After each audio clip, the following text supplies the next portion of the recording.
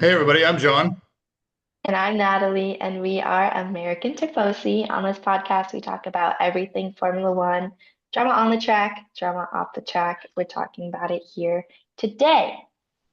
And for this one, this is the preview for Monaco GP. Natalie, this is your favorite race. Tell me why it's Yes, your favorite. Tell me what you're most looking forward to. I'm most looking forward to the Prince of Monaco, Charles Leclerc, being on his home track this weekend. I'm Okay. very excited. This is my favorite track, although it is kind of a boring race, as many people know. Max Verstappen has pointed that out, as well as lots of the other drivers. This is one of the most exciting races because I think it's the longest standing race, It if is. not the most iconic on the calendar of the year because it's longstanding and Charles Leclerc races there, and pretty much every Formula One driver lives there or at least owns property there or parks their yacht there. So it's really beautiful. It's a great weekend. Lots of celebrities come to town to watch the race. And Monaco is a beautiful city, so the views are gorgeous. But yeah, the racing, it's a little boring to me, as well as lots of viewers, I'm sure. But honestly, I think I like to see the hairpin turns, especially when Lance Stroll is in the mix. Sometimes we get a little drama with that. A Yeah. couple years ago, we had maybe like a six-person crash because of Lance Stroll. And as we saw in practice today, Lance Stroll already caused a crash with the Prince of Monaco, which I was not happy to see.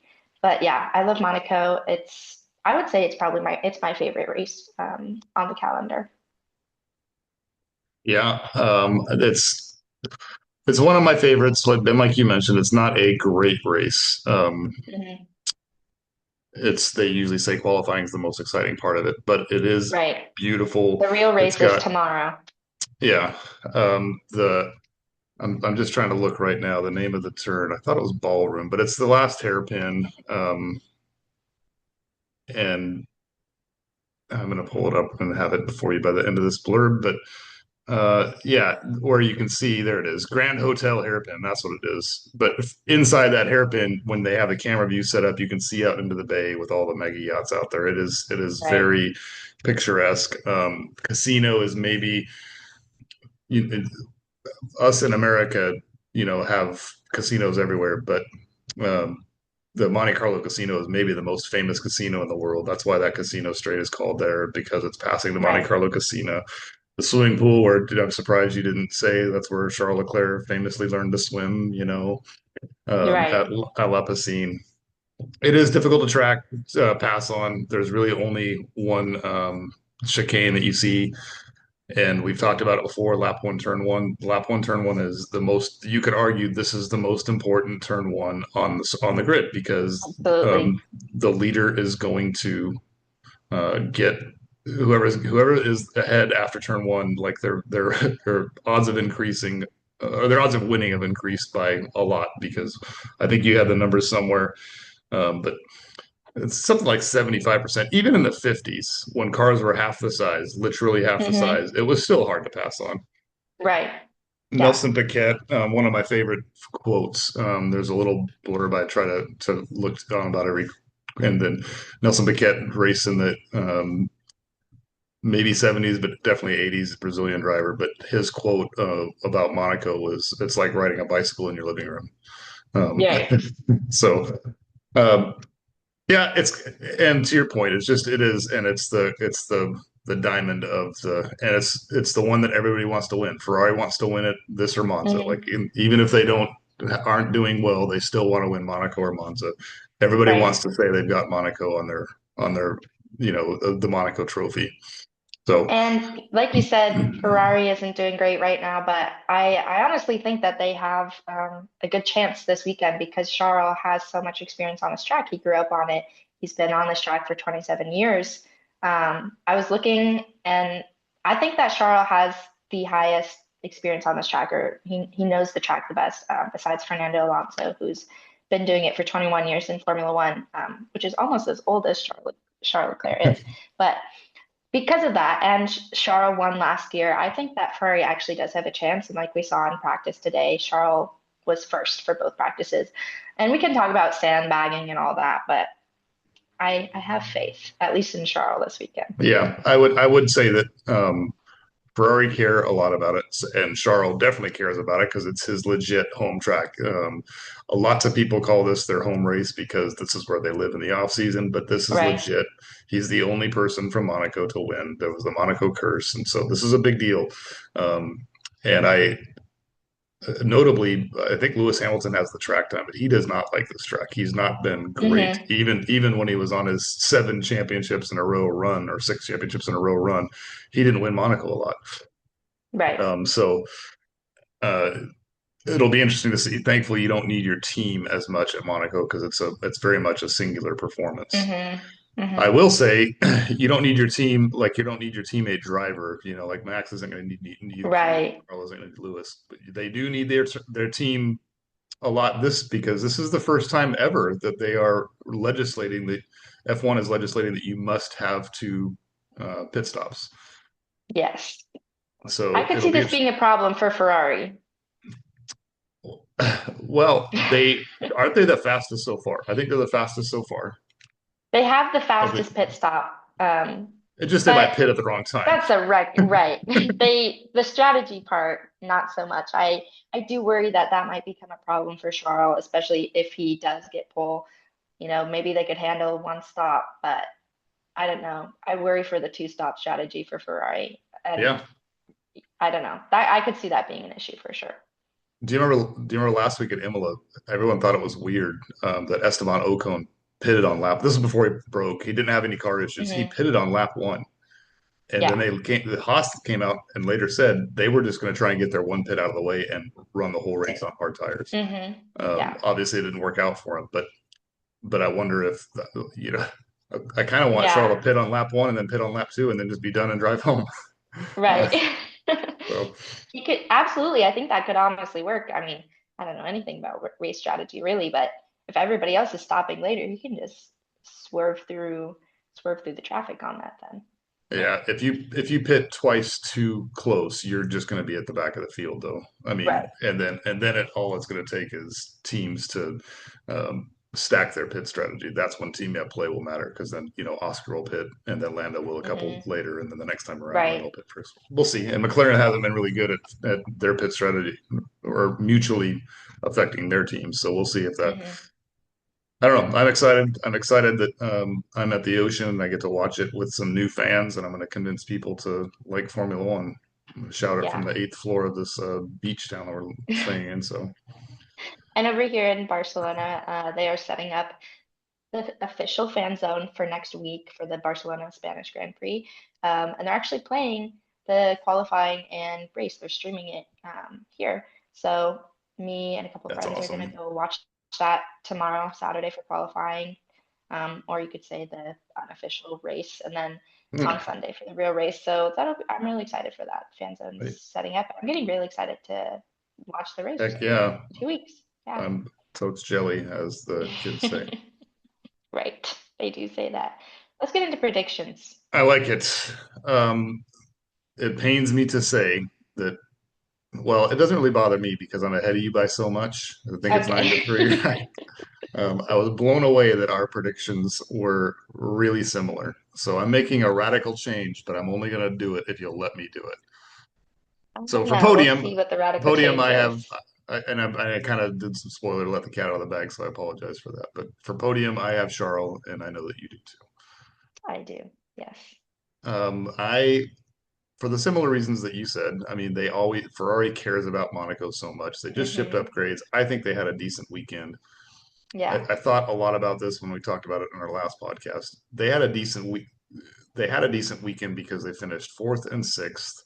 But Hmm. they only fourth and sixth is only good enough for Ferrari when you start 11th and 12th.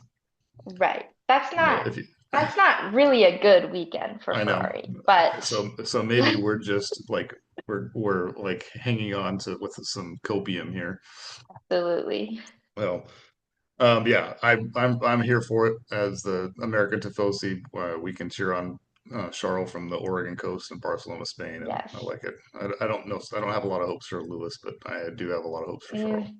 Me too, unfortunately. I hope Charles beats it again. And the Monaco curse it's centered around Charles. He's had terrible Yeah, races in the past. he's he's qualified Really on pole terrible. 3 times, and we've just said how hard it is to pass. And if you win from pole, well, Right. guess what? Charles He's qualified won on once. once. Yeah.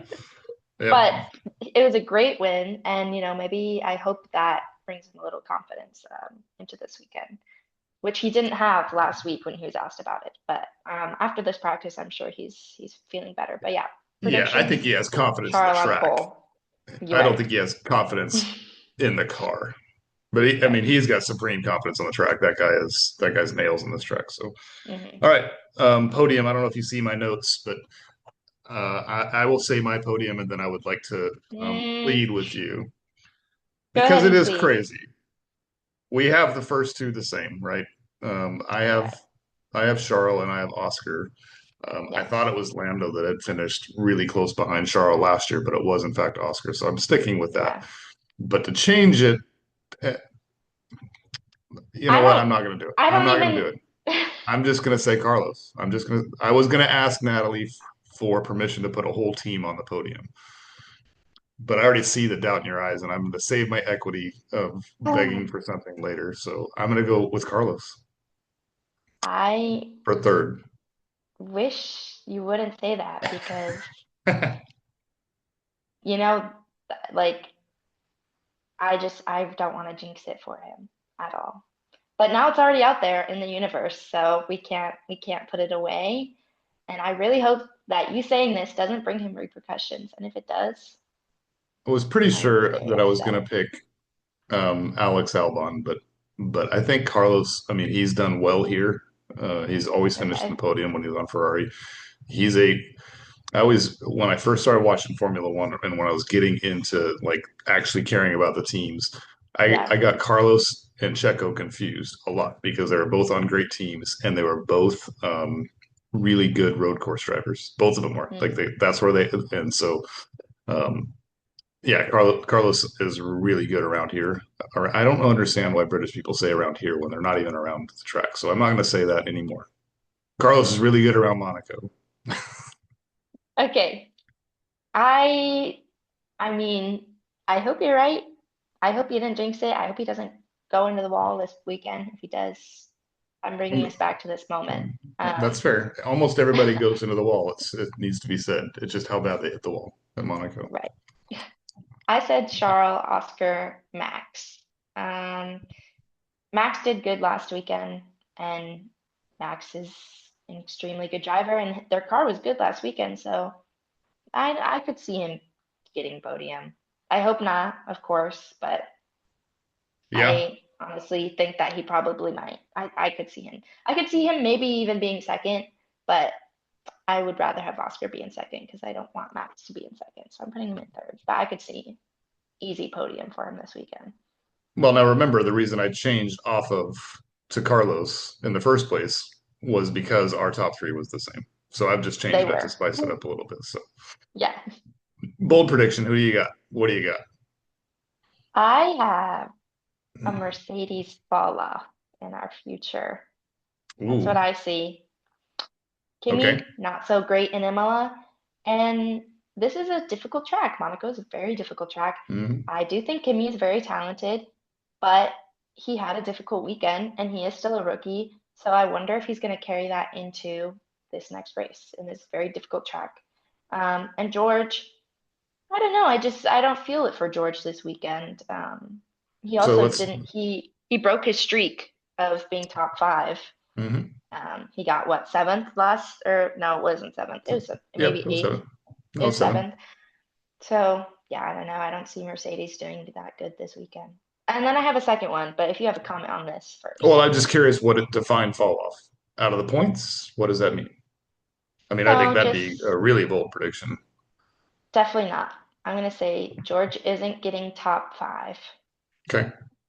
and Kimmy is getting out of the points. Okay. All right. And my second, I don't, Bold. we don't have to count these for points, but I have a second bold prediction is that Sure. Isaac Hadjar is going to do very good this weekend. And my only basis of this is that one time that he went really quick in the tunnel in Monaco, and just very, very impressive maneuvering in Monaco. But obviously he knows the track and he's very good moving around it. So I could see him being in the points, at least in the points, maybe like eighth I think or that'd be a something. nice. I mean, he was in the points last week. I believe that he's the best rookie driver right now. I believe it More than Kimmy. more than Kim. I mean, Kimmy's in a much better car. You think Isaac if hasn't. Isaac was in a Mercedes, he'd be I think doing he'd better be. than Kimmy? I do. Kimmy's gotten like fifth though. Yeah, that's That's right. pretty high. Yeah, yeah. You think But Isaac could do better than that? Isaac's finishing in the points frequently. He's the Yeah, only V-carb guy to get points. Liam Lawson hasn't got points. Well, Yuki might have gotten points in the first two races when he was racing for yeah. V-carb. But yeah, I think he's the best driver so far. Wow. He just other than and remember how sad we were in race one, Yeah. Yeah. right? Yeah, Don't right. remind me. But I mean, he's that's been his only rookie moment, That's true. and he's been And better to solid have every it week. in the first few races than on your home track. Yeah, I think he's the best rookie right now. Like, and speaking of rookies, I actually looked into this. You and I have debated what makes a rookie. Yeah. Do you know that Colapinto is not a rookie? That's I According, this that's is how I this is feel. this is the legal rules. Oh, In the okay. rules, you Yeah. must start the season on the grid to be considered a rookie. Oh. So what is he? He is a fill-in. Higher? He's higher than a rookie? He's a fill-in. If he starts the season on the grid Oh. next year, he'll be a rookie. Even if he finishes So out the whole he's season not this year. counted as a rookie Correct. until next year. Correct. Interesting. And then But there is he's a raced limit more to, than a rookie. yep, there's a, if you have done more than, I believe it, I'll double check this, but if you have to, if you've done more races than a season, you cannot be Hmm. considered a rookie. So if Colapinto were to finish every race this or do every race this season, the remainder of the season, he'll never be a rookie because he'll have done more than a season's Wow. worth of races. He'll just He'll be surpass rookie second here. status. Yes. Wow. That's Yeah. incredible. Yeah. That's really So, interesting. but Let's hope we that can happens. we can be honest. I mean, because for that reason, Liam Lawson was a rookie, even though he'd raced in parts of two Yeah. previous seasons. Yeah. So, Interesting. yeah, Well, the there you more go. we know. The more We we learn know. something every day. I hope Franco, I am so excited we'll get into next week when it happens, but I am so excited to see him on the track I am next week. I am not optimistic for Alpine this week, if it has to be said. Yeah, Do you I remember what happened agree. last year? Uh, Oh, yeah. Yep. Gasly and Ocon crashed each other, teammates, Yes. and that's what made the race such a snoozer because on lap one, the entire field pitted, and then Hmm. Charles just had to drive 53 laps or whatever the number is without making a Just mistake. had to drive. He won it But fair and square. I'm not saying he didn't. It just was like it just made it boring. There was no overtakes. Yeah. So yeah, and Alpine hasn't. I'm sorry, yeah, Alpine hasn't done very well here in ever. I don't know how Colapinto has done in his junior career, like in Formula Two or whatever, but Hmm. Alpine just doesn't hasn't seemed to go well around Monaco. They seem kind of cursed. Yeah. So I'm not optimistic for him this week, and I hope that we don't start immediately hearing, oh, where's Franco? How long is Franco going to last? Oh, well, he's gonna last at least 5 races. We know that. True, but if he was doing well, we wouldn't even hear that. I don't think so. Agreed. Yeah. Yeah. All right, you I got hope any final all that. thoughts? My final thoughts are I'm excited to watch in the official fan zone this weekend. That's really exciting. It's getting me hyped up for next week. I'm excited to see the Prince of Monaco, Charles Leclerc, race on his home track. That's the biggest thing I'm most excited for to see him race on his home track because he's my favorite driver and this is my favorite racetrack. So, Yeah. and as an I, American Tifosi, it all adds up. It's all yeah. perfect for me. I am. I will say that the pre-race, I do love the pre-race at Monaco because they Hmm. historically have explained why all like in fact Tarbach that turn is named because there used to be a tobacco salesman there on Mm, that corner. It yeah. was called, or a tobacco. What do they call it in Italy? The tabac. Tabachi. Yeah. So I don't know Yeah. if that is what the word is in Monegasque, but yeah, Tarback is called Tarback. That corner because there used to be a tobacco store there. That's just crazy to Hmm. me. I love it. I love all the little things about Monaco and some of Yeah. these little tracks. So I'm excited for that. I'm excited that it's in the middle of a triple header. Upgrades are happening. I'm excited for you Hmm. for Barcelona. So we'll have to catch you in a couple days to do our review, and then as we get ready for Natalie to represent the American Tifosi in person Yes. in Barcelona. Really excited. Well, I think that's it for this episode, you guys, but we will see you in a couple of days. So make sure to like, comment, subscribe, all those good things. Go. Oh, Ciao. wait a minute. Hold on. Are you still Oh, there? I don't think I did yes. my bold prediction. You didn't. Oh Quick. my goodness. Sorry, guys. My bold prediction. It pains And me to explain this say. one to me. Explain this one to me. Okay. It pains me that I have to say this. My bold prediction is points for Fernando Alonso. And why does it pain you? And why do you think he's getting points? Because 2 years ago he got second place here. 2 or 3 years ago he got second place here. Um, Mm. this is like his last podium, if I'm not mistaken. It's the year that Yes, Aston Martin. I remember this. This was the Yeah, first race that I had watched, actually. I think that might be true. Yeah, and it was like the year that Aston Martin. Everyone was like, "Holy crap, they're really good," which means we're gonna have to start giving Lance Stroll some credit and all that stuff. But Yeah. Fernando inexplicably has no points this year. He is the unluckiest driver in the world. One of the few drivers that, when they say that, I might actually give some credence to.